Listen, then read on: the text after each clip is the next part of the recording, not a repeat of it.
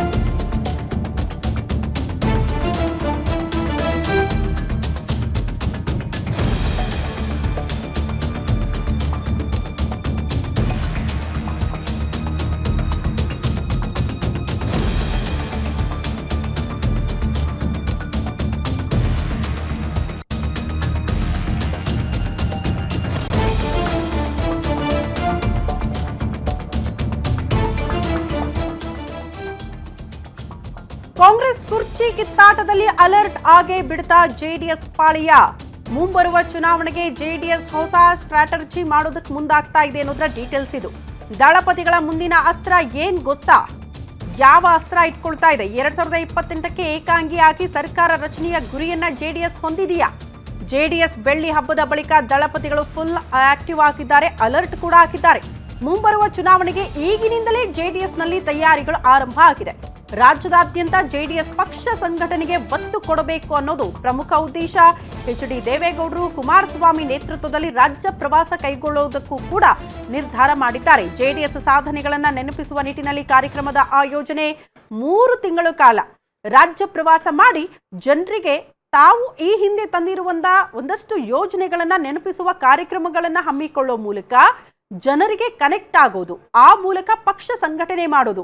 ಮುಂಬರುವ ಎಲೆಕ್ಷನ್ ಅಂದ್ರೆ 2028ಕ್ಕೆ ನಾವು ಏಕಾಂಗಿಯಾಗಿ ಸ್ಪರ್ಧೆ ಮಾಡಿದ್ರು ಕೂಡ ಅಷ್ಟು ಕ್ಷೇತ್ರಗಳಲ್ಲೂ ಕೂಡ ಗೆಲ್ಲಬೇಕು, ಆ ರೀತಿ ಪ್ಲಾನಿಂಗ್ಗಳು ಆಗಬೇಕು ಅಂತ ಜೆಡಿಎಸ್ ಪಾಳ್ಯದಲ್ಲಿ ತಯಾರಿಗಳಾಗ್ತಾ ಇದೆಯಂತೆ. ಈ ಬಗ್ಗೆ ಮತ್ತಷ್ಟು ಡೀಟೇಲ್ಸ್ ಅನ್ನ ಕೊಡ್ತಾ ಹೋಗ್ತಾರೆ ನಮ್ಮ ಪ್ರತಿನಿಧಿ ದುರ್ಗೇಶ್ ದೂರವಾಣಿ ಸಂಪರ್ಕದಲ್ಲಿದ್ದಾರೆ. ದುರ್ಗೇಶ್, ಕಾಂಗ್ರೆಸ್ನಲ್ಲಿರುವಂತಹ ಬಣ ಬಡಿದಾಟ ಜೆಡಿಎಸ್ಗೆ ಎಷ್ಟರ ಮಟ್ಟಿಗೆ ಲಾಭ ತಂದುಕೊಡಬಹುದು ಅಂತ ಇವ್ರು ಅಂದ್ಕೊಂಡಂತಹ ಪ್ಲಾನ್ಗಳು ಎಲ್ಲವೂ ಕೂಡ ವರ್ಕೌಟ್ ಆಗುತ್ತೆ ಅಂತಾನ ಹೆಂಗೆ? ಶ್ರುತಿ, ಏನು ರಾಜ್ಯದಲ್ಲಿ ಸಿಎಂ ಸಿದ್ದರಾಮಯ್ಯ ಮತ್ತು ಡಿ.ಕೆ ಶಿವಕುಮಾರ್ ನಡುವಿನ ಕುರ್ಚಿ ಕಾಳಗ ಒಂದ್ ಕಡೆ ಆದ್ರೆ ಇವರ ಬಣ ಪಾಲಿಟಿಕ್ಸ್ ಕೂಡ ಜೋರಾಗ್ತಿರುವಂತದ್ದು. ಈ ನಿಟ್ಟಿನಲ್ಲಿ ಸಿಎಂ ಸಿದ್ದರಾಮಯ್ಯ ಡಿ.ಕೆ ಶಿವಕುಮಾರ್ ಅವರ ನಡುವಿನ ಕಿತ್ತಾಟವನ್ನ ಲಾಭವಾಗಿ ಪರಿವರ್ತನೆ ಮಾಡ್ಕೊಳ್ಳೋದಕ್ಕೆ ಇದೀಗ ದಳಪತಿಗಳು ಮುಂದಾಗ್ತಿರುವಂತದ್ದು. ಪ್ರಮುಖವಾಗಿ ಬೆಳ್ಳಿ ಹಬ್ಬ 25ನೇ ವರ್ಷದ ಏನು ಹಬ್ಬ ರಜತ ಮಹೋತ್ಸವವನ್ನು ಅದ್ದೂರಿಯಾಗಿ ಆಚರಣೆ ಮಾಡಿದಂತ ಜೆಡಿಎಸ್ ಒಂದು ರಾಷ್ಟ್ರೀಯ ಪರಿಷತ್ನಲ್ಲಿ ನಿರ್ಣಯವನ್ನ ತೆಗೆದುಕೊಂಡಿರುವಂತದ್ದು.